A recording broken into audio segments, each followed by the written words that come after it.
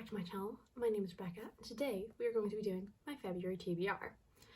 So, I feel like it's been a while since I've done a TBR, but I'm not sure is that true. We all know I am a TBR girly. During the months I wasn't filming or I was like barely reading anything, I still, every month I made a TBR. Okay, most of the time it did not get done. So I have the bullet journal out.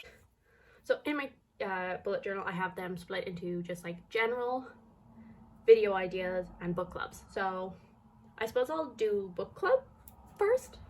The Blade Itself by Joe Abercrombie, and this is for the Catch Up Book Club, which is run by Becca from Becca and the Books, and they are doing First Law along, I believe it is. And I always love her live shows and everything because they're so well thought out. Read along for Elderling Along. Did I succeed in Elderling Along, or do I still have Fool's Quest literally sitting up there that I'm going to talk about in a minute? We may never know. But hopefully for this one I'll actually stick to it. I was so close with Elderling Along as well. 2 books to go alike. As far as I know, it follows 3 characters maybe. One is a torturer, one is a barbarian, and one is just like a normal dude who loves fencing. I don't know how they come together or why, really. I think maybe, oh my god, the writing in here is tiny. I think there may be something to do with war or government and they end up having to come together for some reason. Perhaps. Anyway, obviously, grimdark. That is all I know about it. I haven't really read a lot of grimdark, so, and the ones that I have read, I've had kind of mixed feelings on, so he's supposedly the best at it, so we're gonna give it a go. I do know people love Glokta, who I think is a torturer. Yes, so that is book club pick number 1 for Catch Up Book Club. And then book club pick number 2, I don't have with me. The Light of All That Falls by James Islington, and this is for the Backlist Book Club, and that is run by Covers with Cassidy. I am one of the co-hosts along with Mel and Kaylee, and I think the live show for this will be sometime at the start of March, if I'm remembering correctly. That one is the 3rd and final book in the trilogy, and we start this by following a teenager called Davian, which also I know because I only found out after reading the 2nd book. There's a pronunciation guide in the back and it is Davian, but it's too late. He's Davian now, okay? He is one of the gifted and he is in this school. And many years ago there was a war between the gifted and just, I guess, regular folk, because they thought the gifted were taking advantage of their powers, and the augurs, who were supposed to be in charge of them and had even more kind of mysterious powers, their powers kind of had stopped working and they kind of just let the gifted run wild, basically. And so there's a lot of tension there, and then obviously the gifted have been treated terribly over these past years, so even more tension. And then at the start of this book, Davian is about to undergo his trials that all gifted have to do, unless otherwise their powers will get taken away, and his powers have never worked right, and basically the night before someone comes to him and advises him to flee, and so he does with his best friend. So now we'll move on to my general TBR. So the first book that I have on my general TBR, I do not have in my hands right now, but that is Chain of Thorns by Cassandra Clare, which I believe came out yesterday or 2 days ago at the time of filming this. And I don't think my copy is going to be dispatched until about the 3rd, and then I'll get it. I am actually really nervous to read this one. Because I've been growing out of Cassandra Clare for a while, but the last book, I mean, I had overall positive feelings about it because it was like kind of like a nostalgic feel to it, despite the fact it was a new book, because it's exactly the same as every other Cassandra Clare book. And that's kind of why I'm nervous now, because I'm like, what if this is the time when I finally have enough of it? And I don't really want to, because I have invested so much time into the Shadowhunter universe, so like I don't want to give up before the end. But also I'm like, what if this time like I really hate it and can't continue anymore? So that's why. This series is a sequel to the Infernal Devices trilogy, and it follows the next generation of Shadowhunters, and they've lived a relatively peaceful upbringing, and then really strange demon attacks start happening, like demons attacking during the day, which is not supposed to be able to happen, and you know, it's up to the next generation to figure it out. So yeah, I'm honestly, I don't really care about most of the story except for Lucy and Jesse. They are literally all I care about. Then the next book that I would just like to read in general is The House of Always by Jen Lyons. So this is the 4th book in the Course of Dragon series. I almost forgot the name of it, and I think I might be buddy reading this with Cassidy. When I finished Memory of Souls, I was like, oh my god, that was so good. And I went on to Goodreads, you know, to give it a 5-star because she deserves it. And I saw Cassidy about a year ago at this point. She put up a review saying, oh my god, that end, like something about like that ending was incredible. I need to read the next book straight away. And it is almost a year later and she has not read the 4th book. And so despite the fact that it took me from like February to the end of like February last year till the end of December to read Memory of Souls, I have somehow still caught up with her. So I may be forcing her to continue the way Memory of Souls ended. This series starts and we follow Kieran, and he is basically imprisoned, and his captor is asking him to tell the life story. And so he begins to tell his life story, starting from when he ended up getting sold into slavery and all of the things that came along with that. And then his captor kind of goes, no, that's not where your story starts. Your story starts way further back.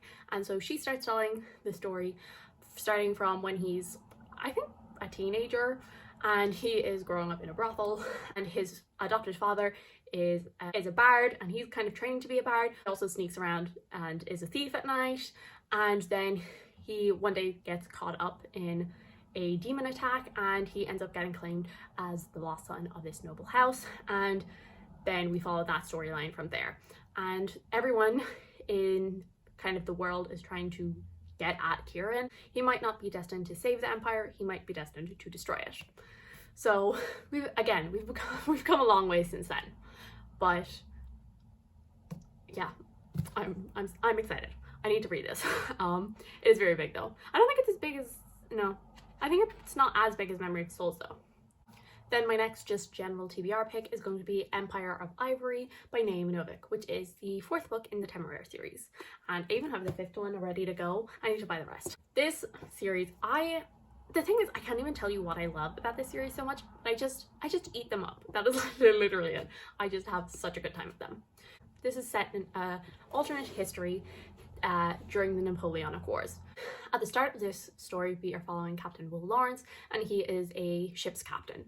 And he ends up getting into a bit of a skirmish with the French, and they end up winning, and so they obviously go on board their ship and take what they like. And one of these things is a dragon's egg, because that is the alternate history part, is there's a dragon in this world. They take the dragon egg because it's obviously extremely valuable, but then it starts to hatch. And obviously none of the Navy is prepared for a dragon. Captain Lawrence ends up stepping up and saying that he will basically take control of the dragon, and then they kind of just end up bonding, and the series just like follows their adventures. Like there's not even that much of a plot. Like there is, but there isn't, and I can't explain it better than that.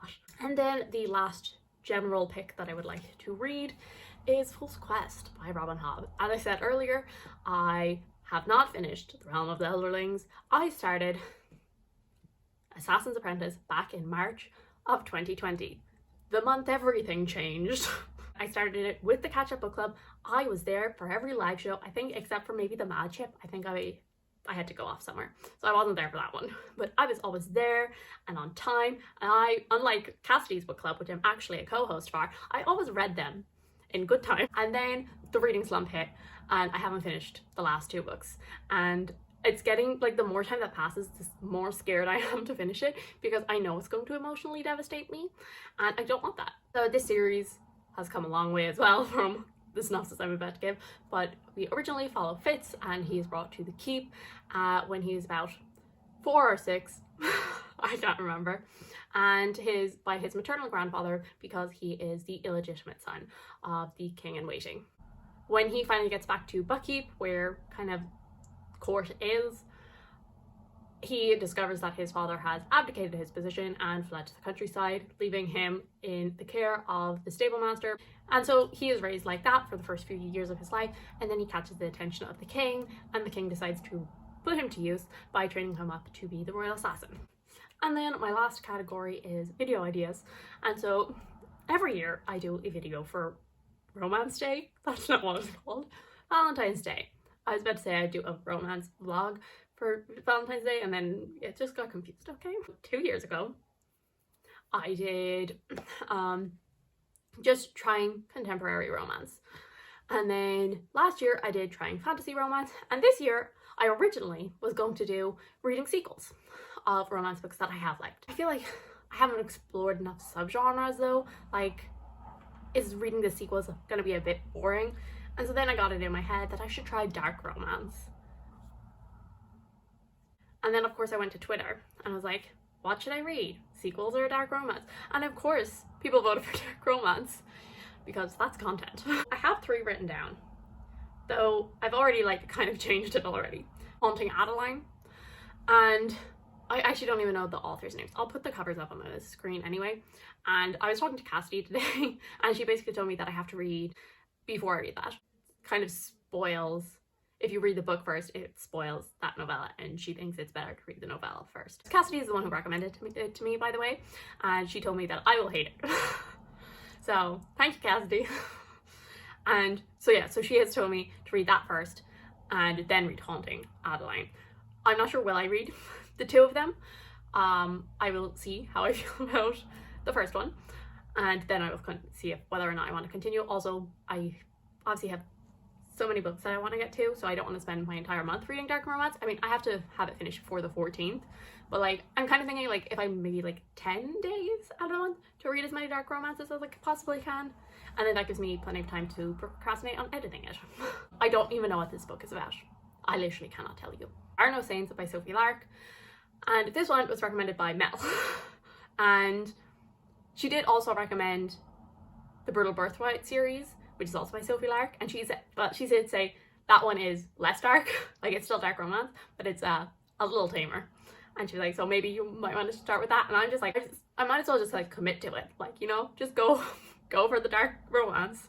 And again, Cassidy said it, because I said it today, and Cassidy's like, maybe you should read the Brutal Birthright series instead of There Are No Saints. I'm like, you're just making me want to read There Are No Saints even more, because I want to see why you don't want me to read it. I'm pretty sure it's like a serial killer, and like he's stalking the love interest, and so like that's obviously a bit of a red flag. The next one is Still Beating, and I think I can't remember the author's name. I think it's Jennifer something Hartman. I think it follows like a girl and her, I think it's her like sister's fiance, and they don't necessarily like each other, and they get kidnapped by like the serial killer who puts people together, makes them like fall in love, and then kills them, which is where the dark part comes in. Those are the 9 books, 10 books. Who knows how many books that I want to read in February.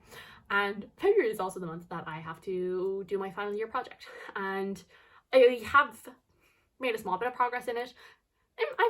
I've made decent progress in it, and I kind of have a schedule in my mind of how I'm gonna work it out, but it does mean that there probably won't be like the most content in February. I'm hoping for 1 video a week. If you have any like really quick video ideas, tell me. So thank you guys so much for watching. I do hope you enjoyed. If you did, subscribe, and I'll see you all in the next one. Bye.